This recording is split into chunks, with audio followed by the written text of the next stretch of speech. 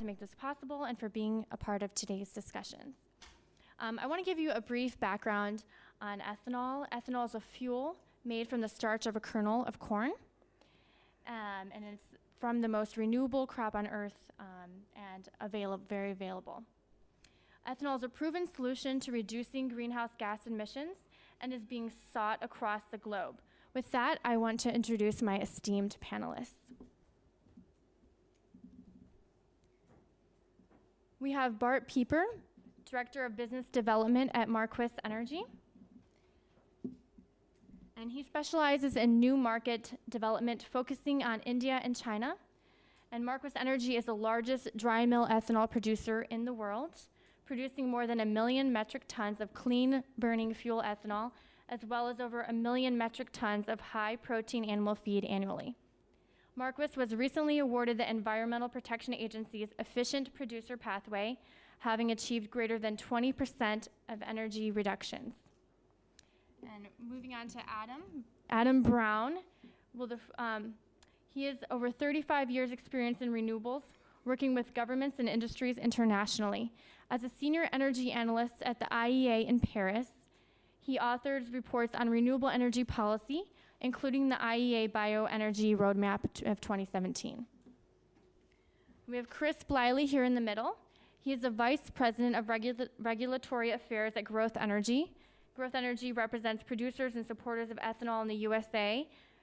Previously, Bliley served as the Associate Administrator of the EPA, running the agency's Office of Congressional and Intergovernmental Relations under President George W. Bush. And he was also Chief of Staff and Legislative Director for Congressman Jim Nussle. Now, I would like to ask each of these panelists their take on the impact ethanol can make in decarbonizing transport. Bart, can you please answer that? Sure. Let me just turn on the microphone. Thank you for having us. We're here in support of the Climate Ethanol Alliance. And I really just wanted to have a conversation about air quality and the impact of decarbonizing transport. If we can just switch over to the computer real quick so we can have a clear view of what's going on. I just got back from Delhi on Saturday, and you can see here the air quality in Delhi has decreased dramatically to now having 499 PM 2.5 in the air. What does that mean? When we talk air quality, are we talking about, the impact it's having on the people that are on the ground? And in Europe, the United States, air quality has been improved massively over the last 50 years. Now, when we start looking at developing countries such as China and India, what we're seeing is a lack of investment in their environmental protection. And really, what we're looking to do with ethanol is promoting the greenhouse gas savings that can be available today to these countries and within a framework of an agri-economy. The situation in Delhi is the worst it's been in 35 years. There's obviously multiple sources for the pollution. It's burning, it's vehicle emissions, and it's industrial emissions. But India only has a blend rate of about 2.5% of bioethanol. And while they've publicly stated that that target is 20%, the real key is that there's a solution available today to dramatically improve the air quality of the people on the ground. Countries can do more to meet their clean air standards based on what's happening today, and we are here to help promote investments in agriculture, agricultural technology, to help create the bioeconomy that ultimately reduces greenhouse gas emissions across the entire platform. So it benefits the people on the ground, it benefits the farmers, and it benefits the economy as a whole. We are under no illusion that countries have to have a multi-prong approach. We understand countries are moving to electrifying their vehicles. We understand that there's huge investments happening in wind and solar. But using those investments as a reason to put off fixing the climate today is not a good enough solution when the vehicle emissions that are happening today can be addressed and particle emissions can be significantly reduced and air quality can be improved simply by investing in an ethanol-based economy. Solutions today exist in the 10, 20, and 30% blends. Brazil is one of the best examples of a country that has moved to an almost 30% blend in their vehicle fleet and has seen significant improvements in their air quality. The United States has also moved to an E10 economy, and China recently announced that all of its vehicle fuels would be moving to a 10% blend. These continued investments will lower the global greenhouse gas footprint and will continue to reduce our dependence on oil as the world moves forward. So. Thank you, Bart. No, Chris Bliley, do you mind handling that question as well, and how ethanol can decarbonize transport? Thanks, Danielle, and thank you all for being here. As Danielle said, we're glad to be here and talk from an ethanol producer standpoint. And I'll touch a little bit on what Bart said. As countries begin to look towards realizing their climate goals, one of the biggest challenges, if not the biggest challenge, is how do you address greenhouse gas emissions from the transportation sector? By anyone's measure, ethanol and renewable fuels significantly lower greenhouse gas emissions. Depending on whose yardstick or whose ruler you use, it's 60 up to 100% reduction in greenhouse gas emissions. In the U.S. today, every single gallon or every single liter is blended with 10% ethanol.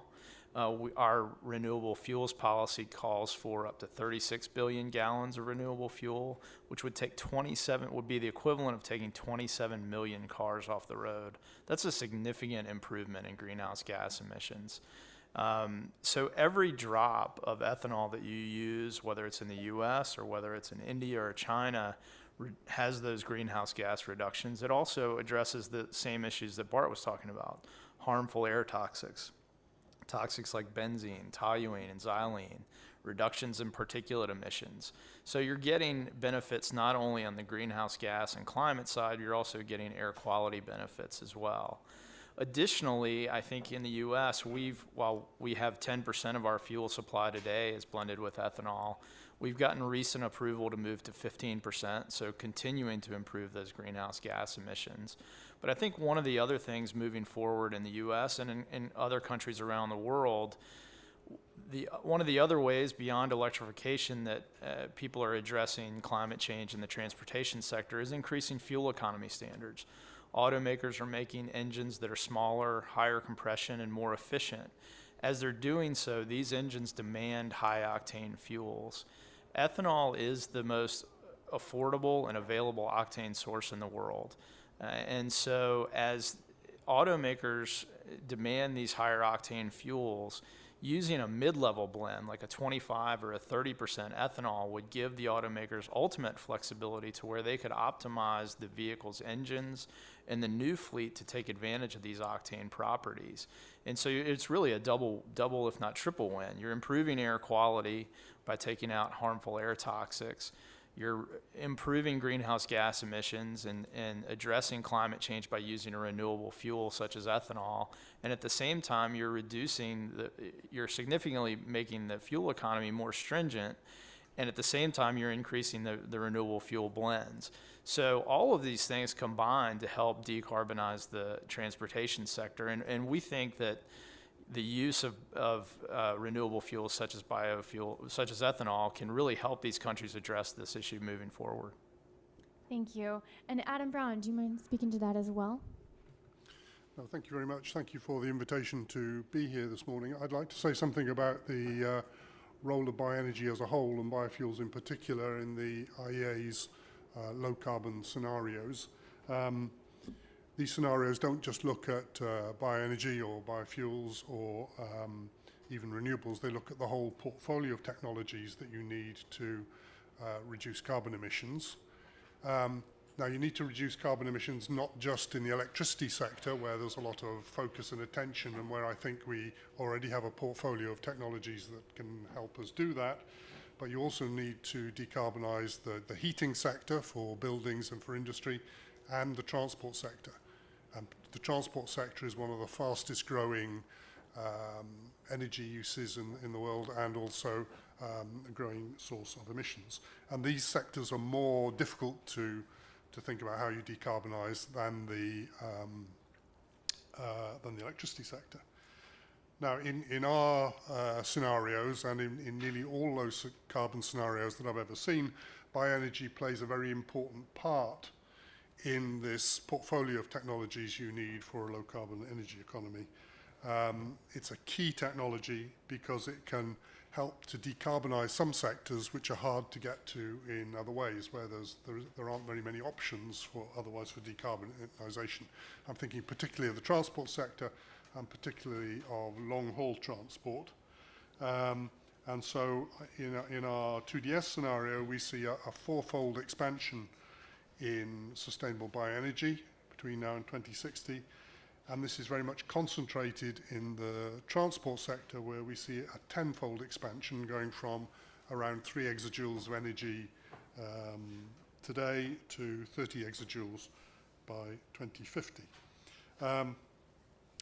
Now, we often hear a rather polemic debate between the proponents of bioenergy and the proponents of electric vehicles.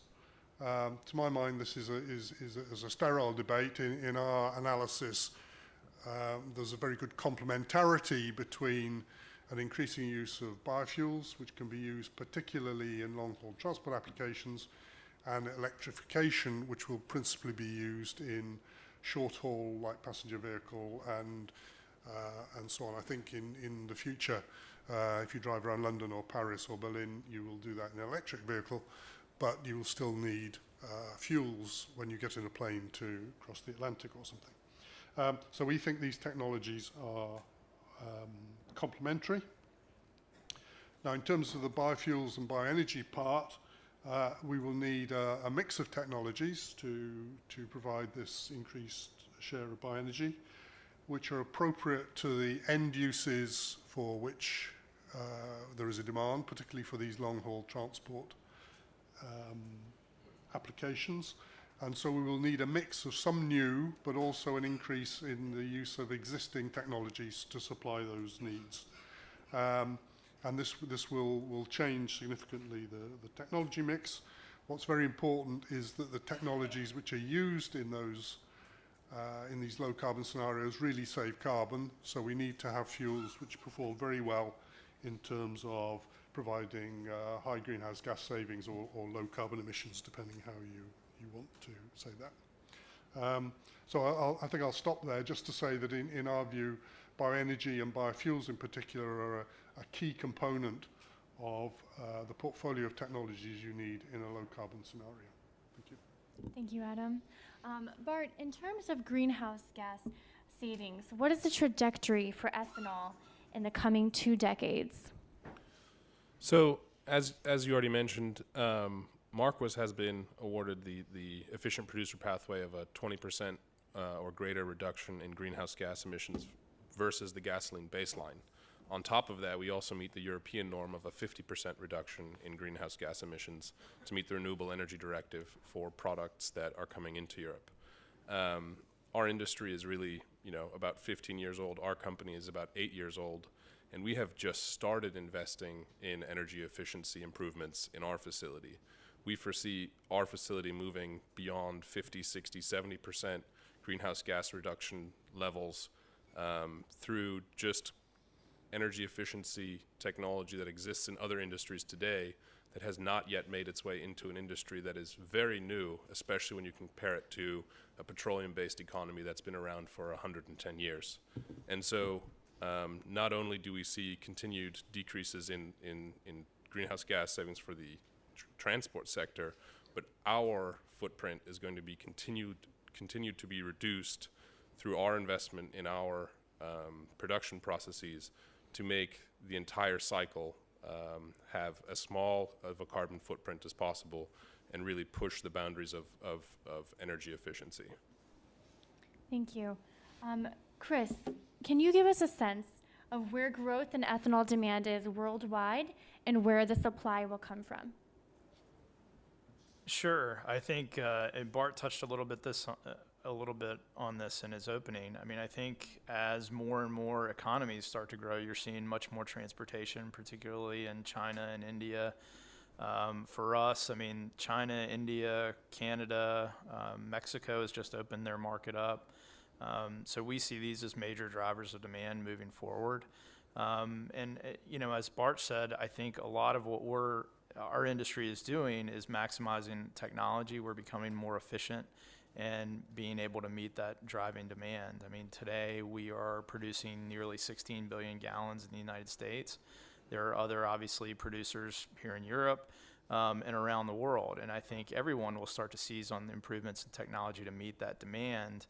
But as I talked about at the beginning, as more and more of these economies start to recognize the benefits of renewable fuels like biofuel, like ethanol, we think that'll further drive demand. I mean, Bart talked about the air quality benefits and what these varying countries can do to improve their air quality.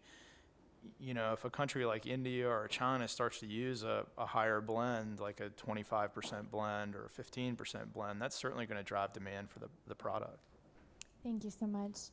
And Adam, will the forecasted high usage levels of biofuels be matched by high levels of availability of biofuels, and how will they be produced? I think there are a number of issues here. One is this point about where the ethanol is produced and used. At the moment, about 85% of biofuels as a whole are produced in the US, in Brazil, and in the EU. And if you add China in, that takes you something over 90%. So at the moment, both the production and use of these fuels is very much concentrated in a handful of areas or major producers. If you want to get these very large-scale global contributions from biofuels, you need to break out of that mold. You need to produce and particularly use biofuels in a much wider range of countries. So I think that's something we're certainly starting to see. China is a bit of a late entrant, but is now very active in the biofuel space. India is making huge efforts to increase the role of bioenergy in its economy, principally for energy security reasons, because it's a major importer of fuels. And for example, they've moved the management of the biofuels program into their mainstream Ministry of Fuel or Petroleum. I can't remember the precise name of the ministry, to give it a bit more oomph. And they're very active in promoting biofuels, both conventional biofuels such as conventional ethanol, but also advanced biofuels. So that's certainly starting to happen, but we would like to see more of that. I'd just like to say something about the carbon savings issue. It's obviously very important if you're having something as part of a low carbon scenario that it has very good greenhouse gas savings performance. We think for biofuels and for bioenergy as a whole, it's very important that there's a very good sustainability governance program in place. This is something that's very essential to provide confidence to people that the bioenergy that's being produced is leading to real carbon savings, and it's not having other unfortunate consequences on sustainability issues. So we think this is a very important it's a step if we're going to see this growth in bioenergy. Certainly such a regime has to stop bad practice. But we think it needs to go beyond that. We need, first of all, sustainability regimes which are stable, so that people, when they're thinking about investing, know what the rules are going to be and how they can meet those.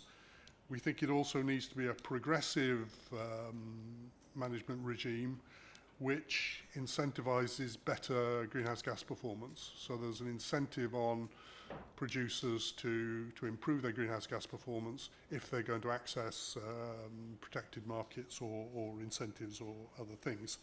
And we think in order to do that, such regime should be based on performance. Now we can understand the factors which go into the life cycle analysis associated with these fuels. We understand what those are, we understand how those can be managed, we understand what you shouldn't do and what you should do. And so we think now's the time to move to sustainability management regimes based very much on the real performance of the fuels, and to provide incentives for people to drive down their greenhouse gas emissions from fuel production and use, and that way we can move to very low carbon emissions from biofuels and other fuel sources. Thank you. And before I move to the next session in about 15-20 minutes, I want to get some questions from you all. If you have any questions regarding what they said or in ethanol in general, we'd love to answer those. Yes. Yes, you may go ahead. So my name is James Cook and I work in the ethanol industry. There's, if I may, Adam, given that you're kind of independent of the sector, the question I have in my mind continuously in this period is regarding the size of the fleet in the world and the discussion about the cars and light vehicles and how the energy component in car and light vehicle transport is going to evolve. So if, as far as I can gather from industry statistics and forecasts, the world fleet is growing at about 2 to 3% a year, maybe even around the 2%. Doesn't sound a lot, but it would amount to a doubling of the fleet to 2 million by about 2050. That means that at the moment there are 40 million new car and light vehicles on the road every year, in addition to the other 60 million that are replacing end-of-life vehicles. And all of those are currently fossil fueled, or they're at least fueled by traditional internal combustion engines. I say all because the electrical vehicle percentage is so small as to make that to be irrelevant at a global scale. I know that there are pockets of the world where it's much more relevant. So what we have is a very large fleet growing slowly but growing, and growing all in internal combustion engine, and a very small fleet of electric vehicles growing quickly, but it's already gone from 100% growth last year to 40% growth this year, and they expect it'll kind of plateau out at about 20% growth annually, because simply you can't build factories big enough, quick enough to do it quicker. And there's technology barriers, there's battery barriers and so on. So an EV sector growing at 20% a year, but starting from a base of close to zero, compared to a conventional legacy sector growing at 2% a year. That says to me, unless there's something very disruptive like rationing taking place by governments around the world, that says to me that by 2035, we'll still not have reached peak oil on the road in those cars and light vehicles. We'll still be increasing. And that on the best case scenarios, by 2050, we might get parity between electrical energy on the road and conventional energy on the road.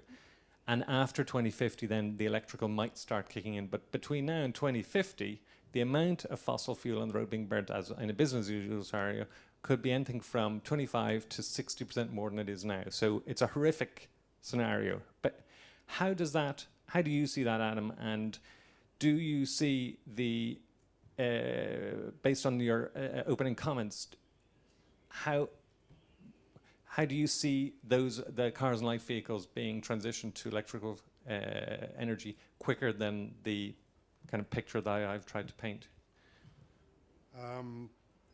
So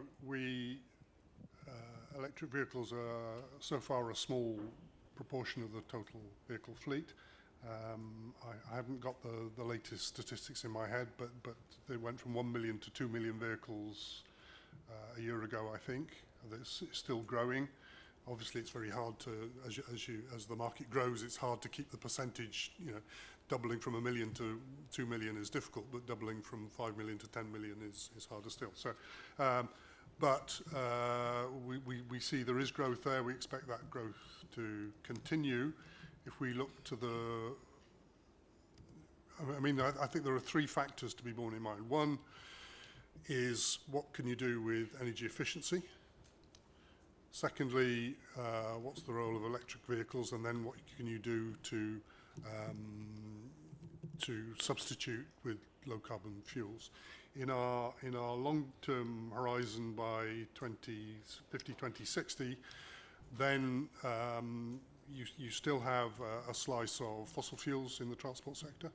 You have a big chunk of about a third is biofuels in the way I spoke about, and you have a component of electricity, which is starting to get close to the same level as the biofuels picture at that time.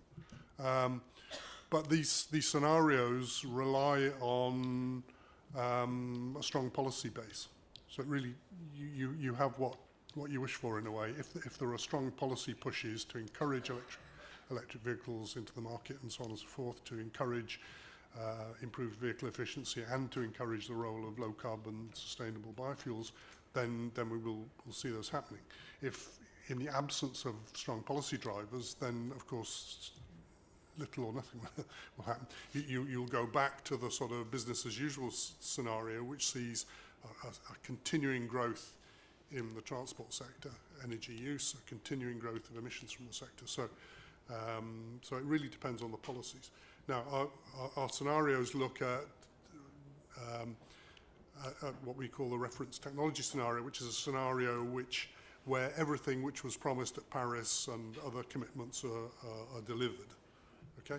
Now, if you do that brings your emissions, that stabilizes your emissions, but it doesn't reduce them. But even that is a challenge, as we all know. Getting people to really do what they said at Paris is proving to be a challenge, as no doubt we'll hear this week. But then if you really want to go to these very low carbon scenarios, then you rely strongly on very strong policy measures to push things along. And in the absence of those, then things won't happen. But don't be too pessimistic. It's not so long ago people were saying, "Oh, solar voltaics, it's very, very expensive. It's a tiny proportion of the market. It's very expensive to develop it." And because of very strong policy measures put in place, the PV market has grown. In many places in the world, it's actually a very cost-competitive way of making electricity now. So there are examples of where, with strong policy pushes, and which are not free, that you can see these technologies coming from very small seeds, if you like, to becoming major players on the market. Same with wind. So there are examples where these technologies have made this quite rapid transition, but it depends on a very strong policy willingness to do what's necessary to get these things into the market. And but the same will also be true of biofuels. Getting a 10% growth in bioenergy in the transport sector won't happen without strong policy interventions. And I just wanted to follow up on that. I mean, you mentioned low growth rates of 2%, but in developing economies, we're seeing growth rates of 9, 10%, especially in India. And so when you look at the size of the vehicle fleets that they will have by 2030, for example, when India's target is to no longer sell petroleum cars and only offer electric cars, you have to wonder, what are we going to do in the time frame in between today and 2030, and whether or not, it makes sense to implement solutions that can solve their portions of their climate issues today. And so it's really focusing on some of these developing economies as new areas that you can have dramatic impacts with biofuels. I would caution against getting into a competitive debate between electric vehicles and biofuels. You should really be seeking synergies and accept that electric vehicles will probably find a role and will find a constructive role as part of the portfolio of things you need. I think you have plenty to do in encouraging and stimulating and developing sustainable low carbon biofuels to keep you busy. I would focus on that, not at seeking the competition. Yes. Another question, sir? In the front.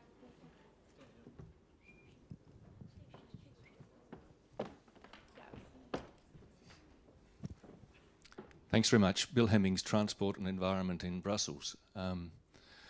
We share the dilemma that transport is the largest emitter now in Europe, and particularly the international sectors, aviation and shipping, are growing particularly aviation, almost in an uncontrolled manner.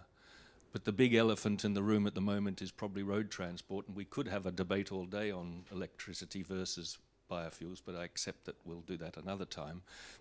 And we share the objective. We've got to get transport emissions down rapidly, not only in developed countries, but particularly in less developed countries, because that's where the rates of growth are alarmingly high. How do you do that? And the question here, I think, is for all of us, how do you do that avoiding unintended consequences? And we've seen in Europe the disaster of the biofuel policy in road transport now, where 40% of road fuels come from palm oil, and you look at the deforestation and the consequences there. You haven't mentioned indirect land use change. You've talked about the need for focusing on real reductions. Maybe you could talk about the very important issues of land sources without impacting food prices, the unintended consequences that some biofuels in fact are worse for the climate than fossil fuels. And just to mention aviation, because it was mentioned, our organisation, our observers to ICAO, and the ICAO Council is meeting in Montreal today after 2 years of very intense work to develop sustainability criteria for aviation biofuels. The Council will be ripping up 12 of the 14 criteria that have been painstakingly developed over the past 2 years. So the real issue will be not, is it possible to have reductions, but can you have reductions which are guaranteed and which are not in fact delivering unintended consequences? Thank you. Okay, Bart, do you mind speaking a little bit to the yields of the crop? So one of the dramatic changes that's happened is the basic efficiency of agriculture, especially in the United States. And when you look at acreage planted in the last even 10, 20 years, the acreage has not changed. The yields per acre have increased dramatically, and at the same time, the food for fuel debate has really been put to rest, because today we see biofuels production, specifically ethanol production in the United States, at the highest rate it's ever been, and fuel and corn prices have basically leveled off, and we're going to have some of the highest carryover of corn in since 30 years. So 2.3 million bushels, I apologize, it's not in metric tons, will be carried over this year into next year. And really what that's showing is that the world is long starch. Having surplus starch essentially just allows us to take that starch and convert it into sugar and then biofuels. And of course, the product that comes out of the ethanol production process, which is dry distiller's grain, is a high protein animal feed that is basically subsidized into the rest of the world because of its high protein content. That product goes all around the world and really kind of puts the whole food for fuel debate to rest in our eyes, simply because there's no longer a correlation between the price of fuel and the price of corn happening in the United States, especially when it relates to ethanol. Yeah, I would echo what Bart said, and I know the next panel is probably going to talk a little bit more in depth on land use change, but I mean, the price of corn today is actually less than it was before, frankly, our industry built out over the last 10 years. The price spikes we saw dramatically in the U.S. had much more to do with the drought in 2012 than they did with the development of ethanol. As Bart said, 40% of what we produce goes right back into the animal feed market. Our producers are becoming more efficient, and our farmers are becoming much more efficient. I mean, we're getting much more precise in our technology. We're getting significantly better yields, and that continues to improve going forward. And I think Dr. Mueller will probably talk more in depth on the next panel about some of those things, but just to add on to the price situation as well. So it sounds like you really do utilize the whole kernel of corn. So it has the starch, makes the ethanol, and then you have the fat, fiber, and protein that goes to the animal feed across the globe. Okay, very good. Any other? Yes, ma'am. Hi, I'm Mary Booth, Director of the Partnership for Policy Integrity. Adam, I have a question for you. We came in sort of at the end of your talk, so I apologize if you covered this, but You were talking about sustainability criteria to ensure that the carbon footprint of biofuels is actually climate friendly. Given what we're seeing, as has already been pointed out, with the disaster for forests being harvested for electricity to make wood pellets, sustainability criteria have done nothing to stop that. And that's because sustainability criteria don't actually look at the carbon that's being combusted in the fuel itself. So I'm wondering what you would specifically propose to change sustainability criteria so that sustainability criteria reflect the actual carbon footprint of fuels. And of course, this is particularly a concern because advanced biofuels are increasingly going to turn to using wood as a feedstock. And that's another threat to forests, which I hope we all know are pretty much our only hope for carbon sequestration right now. Thank you for the question. First, I think that all the sustainability considerations and the life cycle analysis that I've seen for any bioenergy does take into account the full life cycle analysis. It has to take in the full life cycle analysis. That means it has to take in, it has to look at the it has to take the whole life cycle into account. So I'm not sure why you think that it doesn't take that into account. If you just look at the stack emissions, of course, using bioenergy produces some CO2, but that is part of a cycle which is not carbon neutral because you may have some emissions associated with supply chain emissions. You may have some emissions associated with land use changes. But if you use the proper methodologies, those are taken into account. Now, I think it's very legitimate to raise concerns about forestry. It's very important to think about the role of forestry as a carbon sink.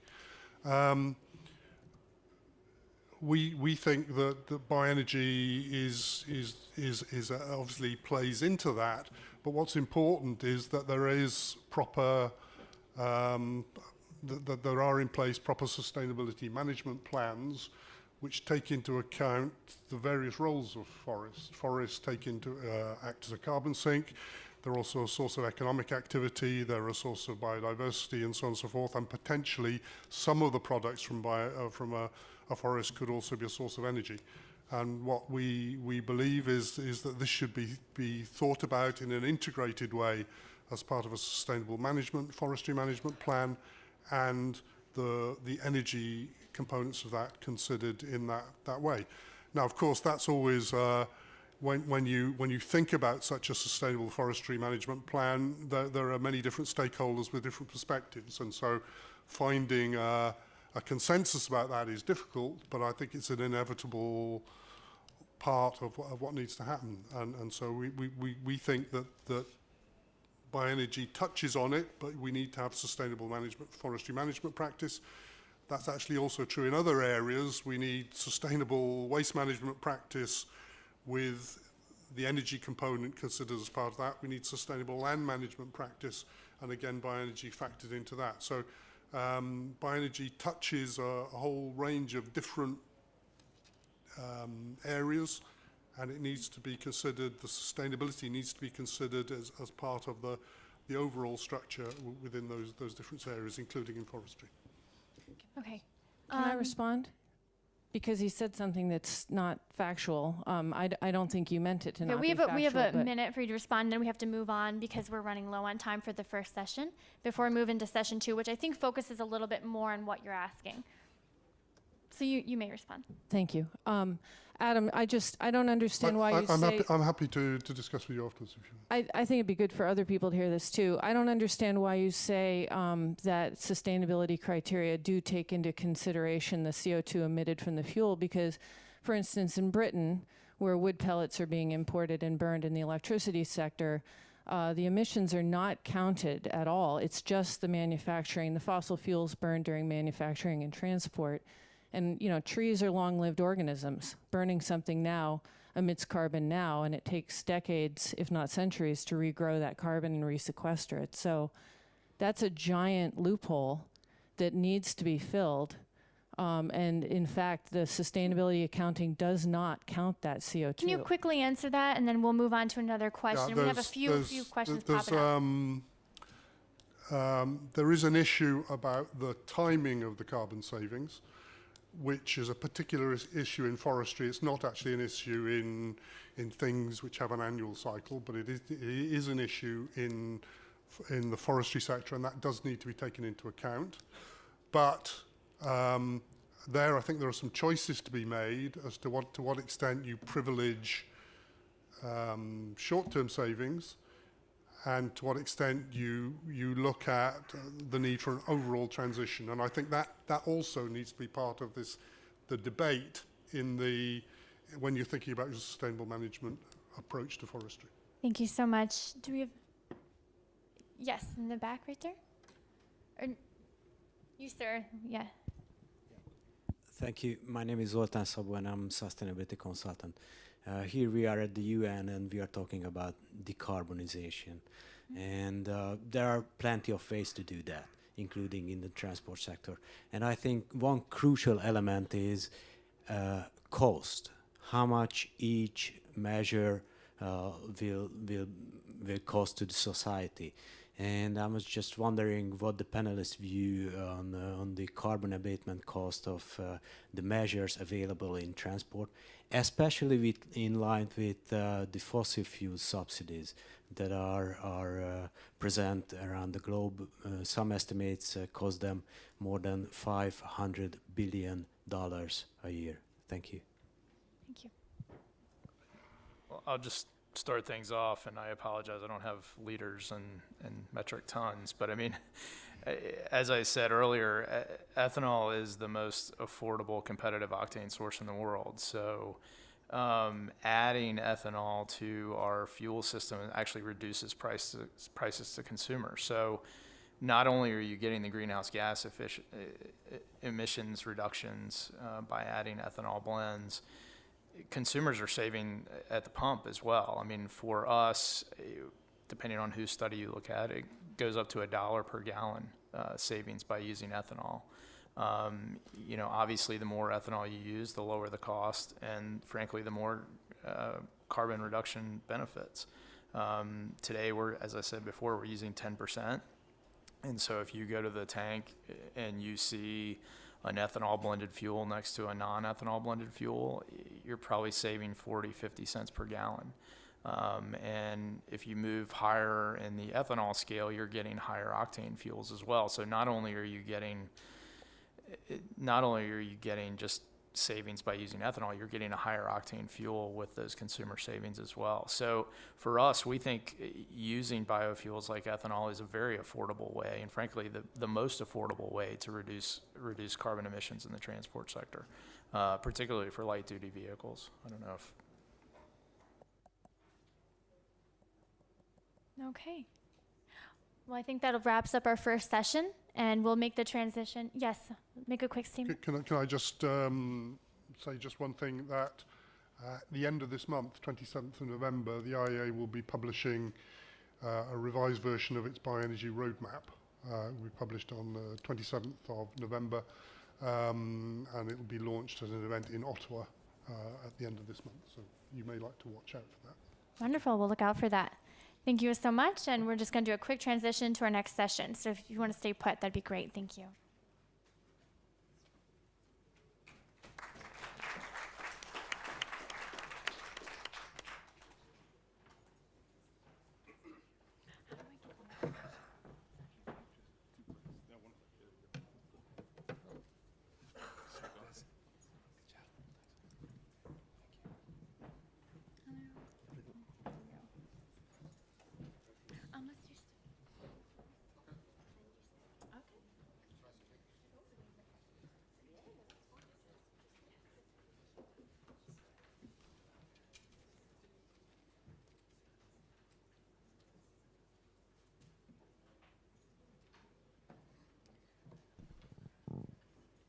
Okay, let's get started here.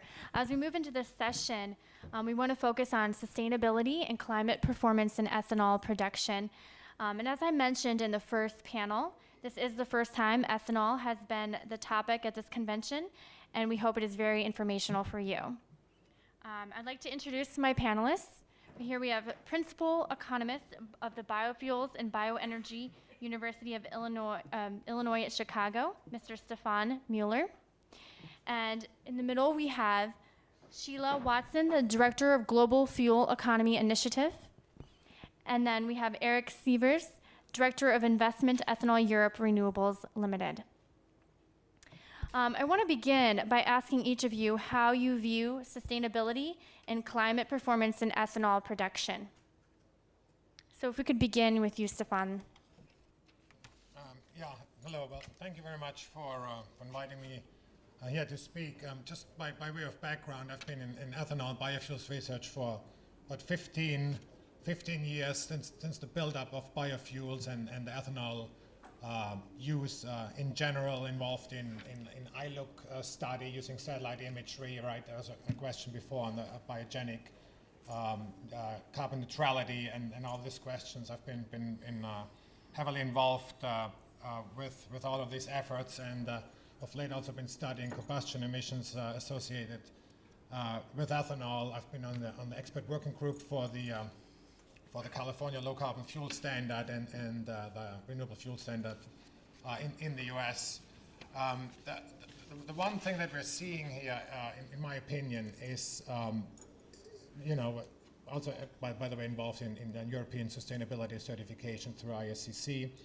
But the one thing that we're seeing, regardless of the models that are being involved in carbon accounting, whether we use GHG in Canada, the GREET model in the US, BioGrace in Europe, or other models, is corn ethanol has a substantial reduction in greenhouse gas emissions of between 30 to 70%, and that's, it doesn't matter under what regulatory structure we're assessing this as well, right? Whether it's under volumetric or energetic blending requirements like we have under the RFS, or the fuel quality directive, or performance-based requirements like we have under the low carbon fuel standards. We're always seeing carbon reductions from corn ethanol under when we blend those into the gasoline supply, and that's in my opinion very, very important to emphasize. Very good, I agree. Gila, can you give us a little background on yourself and then dive into that question as well? Yeah, I mean, I think I may well have been asked along here to give us, I might be something of a cuckoo in the nest. I'm not an ethanol person. Mm-hmm. I'm somebody who's coming really at this from a broader sustainable mobility perspective. I represent an initiative called the Global Fuel Economy Initiative, and our perspective, I think, probably starts in exactly the same place as yours, which is there are going to be an awful lot of vehicles. Oh, thank you. I felt like I couldn't be heard. There are going to be an awful lot of vehicles on our road, an estimated tripling of the fleet by 2050. That's unsustainable. It's unsustainable in terms of congestion, pollution and health. It's unsustainable in terms of energy use and energy security, cost to individuals and countries, and of course to the climate. The approach that we're looking at, and picking up on a comment that I caught in the panel before, is that the really most cost-effective way of addressing the CO2 implications of vehicle use is just to not use the fuel in the first place. And there are a variety of ways of doing that. You can avoid the travel, you can shift to more carbon-efficient travel, but you can also just be much more efficient in the vehicles themselves, and that's the work that we promote. We have estimated that you can, even with that tripling of the fleet, which of course is not guaranteed but looks pretty set, and even allowing for the fact that 90% of that tripling will take place outside of the OECD and that much will still use oil, you can still, even using just existing technologies, halve the average fuel use in a vehicle by 2030 in every new car. And that's going to save you trillions of dollars. it's going to save you billions of gallons of oil, and it's going to save you a lot of money. And so that's what we focus on. And at COP21, we've been doing this work for a while, but at COP21 we reiterated our commitment to building a global network of countries working on this fuel efficiency. And we now have triple the number we started with at that point. We have 70, we're aiming for 100. We support them with capacity building work. We offer them advice around what other countries are doing. And we actually engage across a lot of their fleet and fuel decision making. And I think in that context, there's sort of two things I would say, really just picking up on what was said before. First, as I say, the most affordable option is really not to do any of the travel and to make cars as efficient as possible. That's very cheap and that's a good way of going. But also, it's not a competition, and I think it's incredibly important that those in the room who support alternate fuels, those in the room who are working and focusing on reducing all fuel use, those who are working on some of the more magic bullet solutions around electric vehicles, that we really work out where we come together here. I think efficiency is at the heart, and we form common cause. And I think if we do that, we present options to countries that they can understand, that they can imagine as being relevant, because they don't just look at ethanol and they don't just look at petrol, they look at the whole piece. So I think that would be my overview. Excellent. Thank you for that point of view. And Mr. Siebers, do you have anything to add? Can you give us a little background on yourself and then answer that as well? Sure. My name is Eric Sievers. I'm the Director of Investment for Ethanol Europe, which is a family-owned group of ethical investors. The only reason why we went into this business was because we believed in the sustainability of ethanol. And I'm sure there are a lot of cynical people here who will say, well, you know, we've heard that before.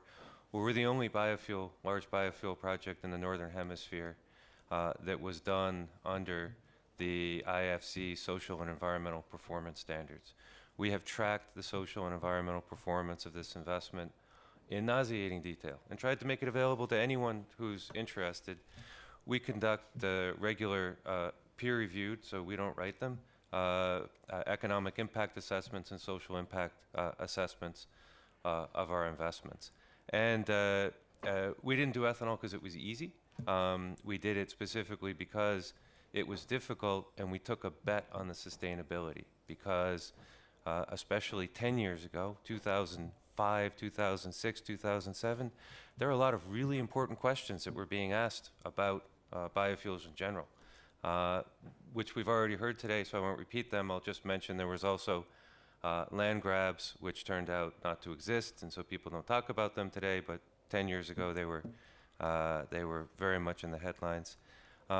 But I'd like to frame this is not about advanced biofuels. This is about ethanol. And even though we didn't write it here, all of the companies that are involved in this initiative are corn ethanol producers. And that's important because if we were at a seminar about whether vegetables are good or bad, and then all the comments from the audience were enraged comments about how much people dislike kohlrabi or were worried about tomatoes grown in Petri dishes, then it would be fairly obvious that those comments might not be that relevant. So while I personally believe that biofuels in general are good, discussions that are about biofuels in theory and not about biofuels in practice are a little dangerous. There's one thing about corn ethanol, or two things about corn ethanol, which is very important for this debate, and I hope the conversation here will be around those, which is corn ethanol is more than 50% of all biofuels used in the world today.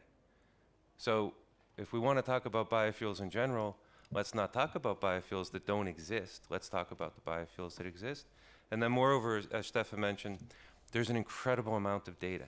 And that data shows that the debate shouldn't be about whether, as our friend from T&E said, some biofuels are worse than oil, but about corn ethanol is, under any metric, better than oil. The question is, by how much? And Stefan mentioned that up to 70%.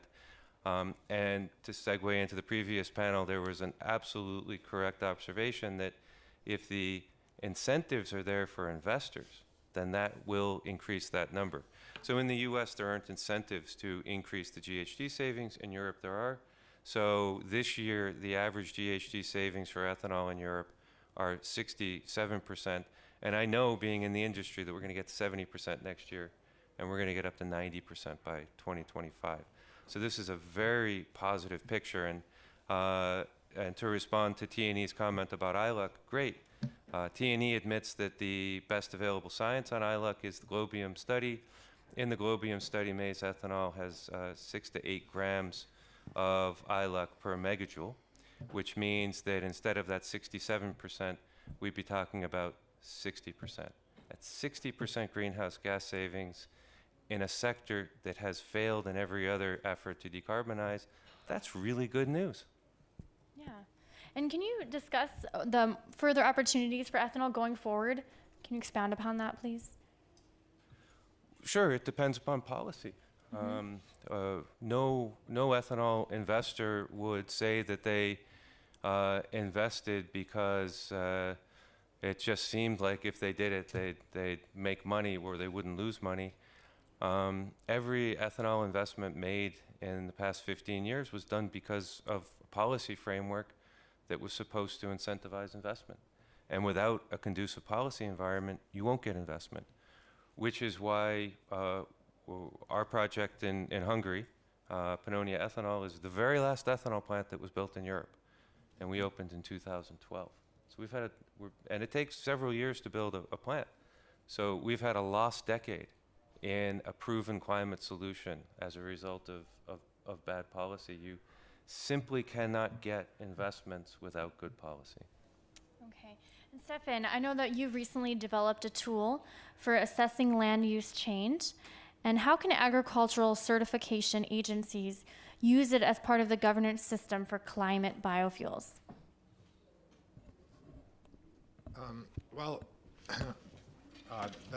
We've done a large study here on global cities where we looked at air quality and greenhouse gas emissions reductions that global mega cities like Beijing, Seoul, Tokyo, Mexico City, how can they reduce their emissions and greenhouse gases from the use of ethanol, and what other abatement costs are, and whether that can be done sustainable. And we feel like there's a lot of options for developing countries to adopt ethanol and solve some of their key air emissions and reduce toxins, which is also key, right? Greenhouse gas is very important, but toxins is air toxins and criteria pollutants is a major thing. And what we also found there is that this really can be done with negative abatement costs, right? And what's very often overlooked is actually the refinery impact, the oil refining impact that ethanol offers. And you have to dig deep, and it's really not quite understood what refiners do when they mix the hydrocarbon mix, because the ethanol industry and often the oil refiners don't talk, and the air quality regulators. But I just want to mention that here, within an oil refinery, it really does come down to the catalytic reformer units. So for a lot of these countries that we looked at their refining structure. They could actually increase that gasoline blend stock output and make additional money from that. They have to make it up in hydrogen production at the ethanol plant. But the trade-off between extra need for hydrogen and the extra volume they can put through would mean that with ethanol, they could actually make more money. The refining sector in a lot, if not most of the developing countries could make money if the blend stock were to accommodate ethanol. And so we're actually looking really at a negative abatement cost, right? Meaning a return to the economies from blending ethanol. And yes, we have shown through our various models that ethanol can be produced at sustainably. The certification places in place, certification protocols in place to certify sustainably produced ethanol. We've studied ILUC, as I've mentioned, extensively back through our Argonne C-Club model that I co-authored. We look at ILUC not only for corn ethanol, but we also look at woody biomass, poplar, etc. And yes, you know, with each of those different feedstocks, there's different concerns. I probably would share some of the carbon neutrality issues that were brought up for woody biomass, right? That accounting there is difficult because it's more complicated because of the longer growing times. But for corn ethanol, it's pretty much a much more simpler way to look at it because we have annual growing cycles, we have neutrality of biogenic carbon uptake on an annual basis. And anyways, I think the science is very, very well developed for these key feedstocks. And again, I don't know, we've published a lot on it, and it's just a developed, settled science on this front. Oh, thank you. And Sheila, is there a danger that the focus in electromobility will distract policymakers from complementary climate solutions like engine efficiency and low carbon biofuels? I think there's always a danger that focusing on any one thing as a solution is dangerous, which is why I said what I said before about us all trying within the transport sector to find common cause where we can. And I think that one thing that strikes me when we're talking here now about your position in representing ethanol, and I draw just on what we have been trying to do in terms of fuel efficiency, is that there is a great deal of work that can usefully be done in supporting countries. The balance between kind of hectoring and supporting and capacity building is a very difficult one. It's very frustrating if you feel your argument is not getting across. I fully understand that and share that frustration on occasion. But actually, at a country level, we see here now at the COP that countries are bringing their NDCs. They're sharing what they're trying to do. We happen to know that around 50% of NDCs refer to fuel efficiency. That's an important and useful way into countries. And then working with them as we do on policy very often means that you're able to share thoughts and ideas and solutions with them that they're not accessing. The assumption is that every authority has full access and full knowledge and full information and just makes bad choices. And in a way, going back to electric vehicles, the same is true. I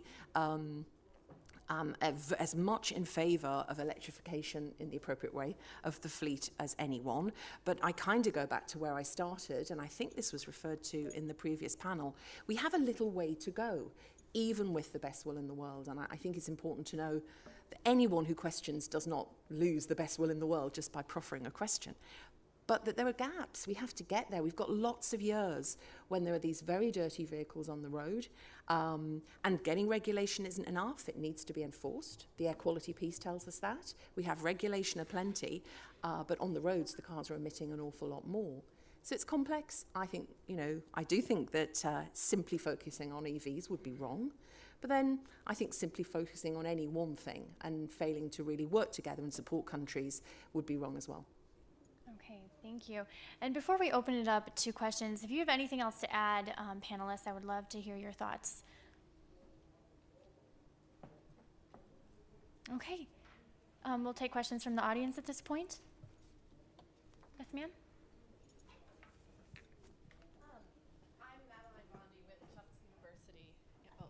I'm Madeline Bondi with Tufts University, and we touched on in the last panel a bit about the corn growth industry, and so I was wondering to what extent the biofuel industry and investments into the biofuel industry accommodate and support research into more sustainable agricultural methods and corn growth methods.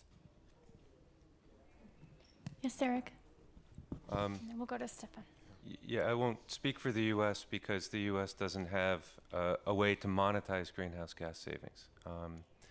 But that said, in agriculture, as in most industries, there's a good overlap between efficiency, which saves someone money, and better climate benefits.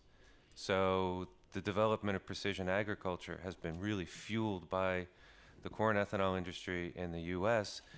Someone going out and buying precision agriculture equipment can enable a farmer to use far, far lower amounts of chemicals and pesticides than would otherwise be the case.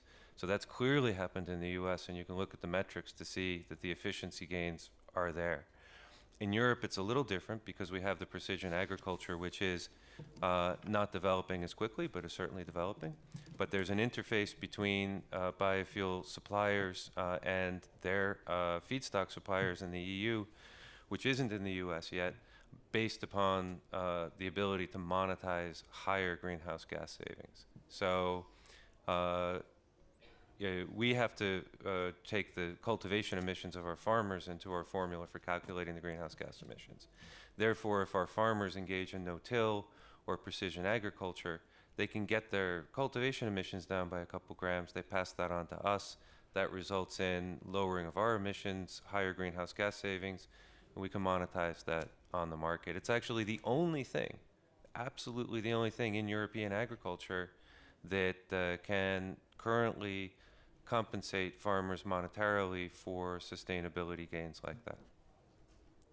Stefan? Yeah, I just want to add, so in the US, obviously, we have US Department of Agriculture has a program, Conservation Innovation Grants, that brings together private companies and basically partners with public funds to support conservation, right, and research in soil conservation.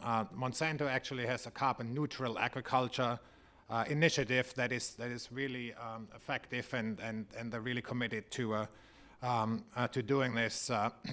Individual state corn growers organizations like the Illinois corn growers have put significant efforts into their conservation management and practices, and then there's some other initiatives like Field to Market in the United States that promote healthy soils and conservation management practices, no-till, the use of cover crops, and we capture all of these initiatives again in models like the Argonne's GREET model that then runs day-sense soil carbon models, day-sense, and quantifies soil carbon accumulations or soil carbon losses in certain regions, but mostly soil carbon sequestration effects associated with biofuels production.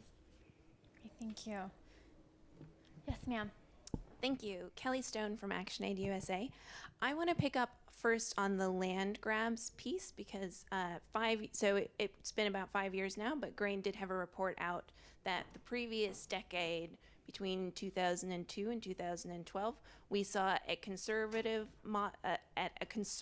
consideration of at least 17 million hectares grabbed for biofuels, and that doesn't include land that was grabbed for commodity crops that they couldn't trace directly back to a biofuels plant. And ActionAid's worked really directly with these communities because I think this is still a very live concern around land grabs. I'm also want to pick up on the sustainability measures because one of our many concerns with corn ethanol is that we haven't found the sustainability measures in the law right now have worked. The EPA under the RFS does have provisions in place that corn ethanol shouldn't be grown on land that wasn't already in agricultural production. But their way of enforcing that is to look just at the overall level of farmland in the United States, ignoring that there are other factors taking away farmland. And meanwhile, we've seen a huge conversion of prairie lands to corn production and soy production in the upper Midwest. And my question is, so this is an event about ethanol, but one of the arguments supporting corn ethanol and the RFS in the United States has long been that corn ethanol would be a bridge to more sustainable cellulosic biofuels that don't require large amounts of land and don't require food or feed crops. But I also take the point that these fuels haven't developed. And so do you all see ethanol as the end goal, or do you see corn ethanol as still a bridge fuel? Yes, Stefan.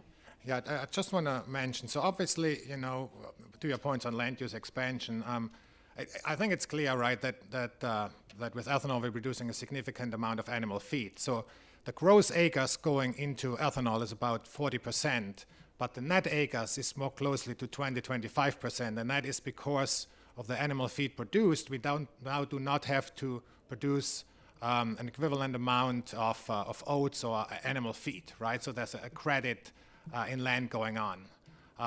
That said, right, yeah, we have planted more corn acres, but also with higher yields, as was mentioned in the first panel. With respect to land use expansion, I've been actually very, very much involved in land use expansion work through this Department of Energy. And there have been reports by Lark et al. from University of Wisconsin, by the World Wildlife Fund, plowing up the prairie, have been released.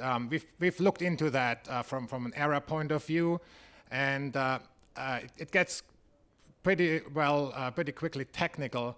But basically, what the reports have in common, they use US cropland data layer for land use change analysis in these highly structured geographic regions like the prairie pothole region in the US.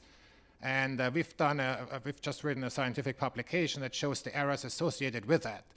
And the error rate in the cropland data layer is higher than the predicted land area changes. So there's a significant problem with utilizing these tools, and we've pointed that out in our scientific publication. That said, I do not doubt that there have been some conversions going on in the prairie pothole region. I really do not dispute that. There's been some conversions going on, but they're not millions of acres or hectares as was shown in the US. It's simply a bias towards over-predicting land use change if you use the tools that were employed in those recent studies, including the report that was released by the World Wildlife Fund. I'd really like to respond to the land grab one. So yeah, in 2012, ActionAid was instrumental in within the European debates of saying 6 million hectares of land has been land grabbed in Africa for biofuels for export to Europe, fully driven by the Renewable Energy Directive and European demand. That was exactly what ActionAid said, and T&E signed on to it all. That was T&E's position too. This was a statement of something that had already happened, and this was brought to the European Parliament and to the European institutions to such a degree that the European Parliament adopted an act in which it states that this had happened. And if it had happened, that would be not only bad, but remarkable. Because 6 million hectares of land would mean that that's about 20 billion liters of biofuels, which is more biofuels than is used in all of Europe.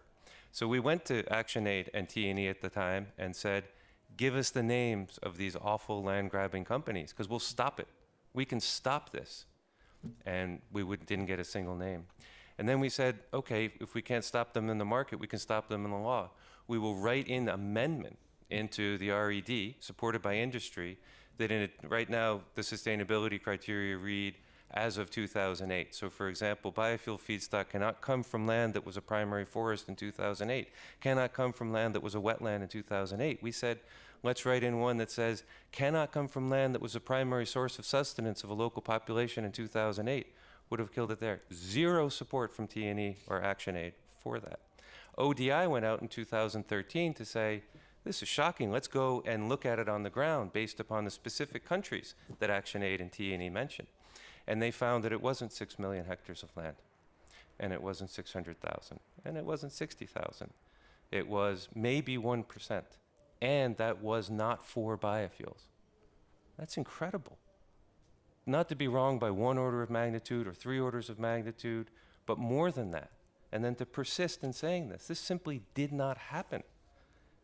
And we can, if you don't believe me, go look at the statistic. In Europe, we have to track every liter where the feedstock comes from. There's zero biofuel that has ever been used in Europe that comes from either African feedstock or African production. It's a lie, and you're repeating it. So let's use the world as it actually is. I mean, this is just fantastic that we're still hearing this. Because yes, it would be wrong if it was happening. Agreed. And there are land grabs in Africa, absolutely. And there are land grabs in other places too. But something that only affected 1% of an industry and can be addressed by regulation, that's a solvable problem. And so we could have solved the problem if it existed, but it doesn't even exist. And we're still happy to put in the sustainability criteria so that it doesn't happen. But you're still not even supporting that change in the sustainability criteria. Okay. You have a quick response, please? Yeah, sure, for just a minute. So I'm with ActionAid USA, so I can't fully speak to your interactions with our different offices in Europe, but what I will say is that, and we can talk afterwards, these land grabs are happening. Now what you the one part of your statement that I agree with is that it's very difficult to tease out between commodity crops, whether they're, because it can switch. Is it going for animal feed? Is it going for, sugar export production? But these land grabs are happening. That's absolutely accurate. Okay. And after the panel, you can discuss the specifics of, what land grab you're talking about. Sure. But real quick on the sustainability measures, one of our concern with them is that, the EPA has sustainability measures in place, but they don't enforce them in imported fuels in the same way they do domestically, and it's proven consistently inadequate to actually protect populations on the ground. Yes, quickly. Yeah, I probably would agree with you that within the US there might be a double standard between, obviously, biofuels that do get imported into the US, and I probably would agree with you that we have to be very careful with that. We have to make sure that we are applying the same methodologies and sustainability matrices for biofuels around the globe, produced around the globe. In many countries we have better data available, and that should not be held against that country, right, as they are just better able to assess their sustainability. But there are good organizations around in place to do that, right? Again, I'm involved with European biofuel certification, and there's very good, in my opinion, good certifiers available that can handle that on a global basis. I've been involved with ISCC. Seems a pretty sound program to me, and seems to help to weed out some bad biofuels producers around the world.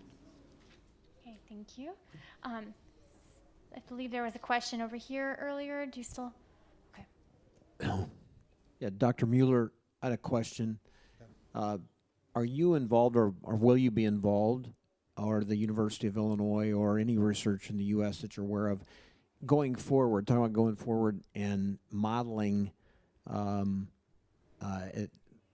higher blends of ethanol, 20%, 30% blends, their sustainability, their effect on the environment and on the climate, and versus models to compare electric vehicles where coal is used to produce the electricity? Will there be ongoing models that you're aware of going forward, or will you be involved with them to make those comparisons so that consumers can be aware of kind of the true comparisons between electric vehicles and where their original source of energy come from, and higher blends of ethanol and how they would rank comparably? Yeah. So thank you for the question. So we are involved with a group called the Ag Auto Alliance, Ag Auto Ethanol Alliance in the U.S., and then also the U.S. Department of Energy's Co-Optima program, because it's clear that a modern combustion engine is currently not taking really advantage of the octane, of the high octane that you get from blending ethanol or high octane into the fuel. So if you had an engine that actually can optimize for higher octane, you not only further improve the fuel economy, right, which is of great interest to car makers, but you'd also reduce emissions. And if the octane comes from ethanol, you further reduce greenhouse gas emissions. I think Chris Bliley also alluded to that. With respect to EV vehicles, your question, I agree. I agree that we should not separate biofuels from EV vehicles or view that as competing initiatives. I think we need both. We can go to higher ethanol blends, E10 and E15, right now reduce emissions, criteria pollutants, toxins, and greenhouse gases in the existing fleet until EV turns over at least some part of the fleet. Then we get the combined effects. We also have to be consistent with modeling, right? In life cycle modeling, EV vehicles do not have tailpipe emissions. They have tailpipe emissions of 0, but they do not have life cycle emissions of 0, right? In economies like China, India, that still rely heavily on coal, you're gonna have EV electricity produced from coal. You're gonna have coal a substantial part of the life cycle. And again, we're gonna see that same backlash coming up for EV vehicles that we saw it was mentioned earlier, for biofuels, when we had Malaysian biodiesel coming in, right? And all of a sudden people said, oh, now they're converting palm oil plantations, and we have the land use change going back. I predict we're going to have the same thing going on with EV going forward. And all of a sudden we realize, oh my God, a lot is coming from coal-fired power plants.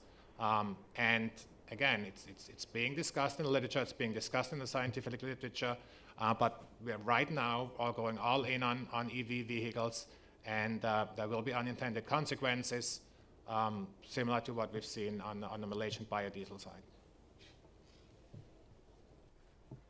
Yes, sir. Oh, there one. Thanks. Bill Hemmings, Transport and Environment, T&E. Just on the land use question, I don't think it's productive to have a discussion as to whether there is negative consequences on land use. Maybe that's something which we can talk bilaterally about. But I have a question maybe to Eric, because you clearly are reading things about the T&E website. There is a graph there showing that for every litre of biofuel produced, it requires 2,500 litres of water. So tell us how many litres of water for ethanol in the US, and if the ethanol was produced somewhere else, how many litres do you think it would be? I'm delighted that you asked that, because T&E came out with a fact sheet funded entirely by the European Commission in 2012.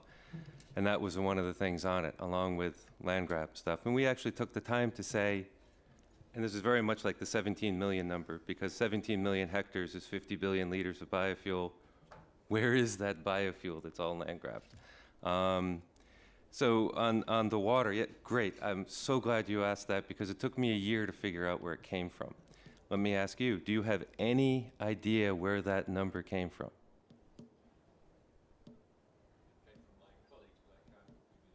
Right, it was just like a big game of telephone, if you've ever played that game.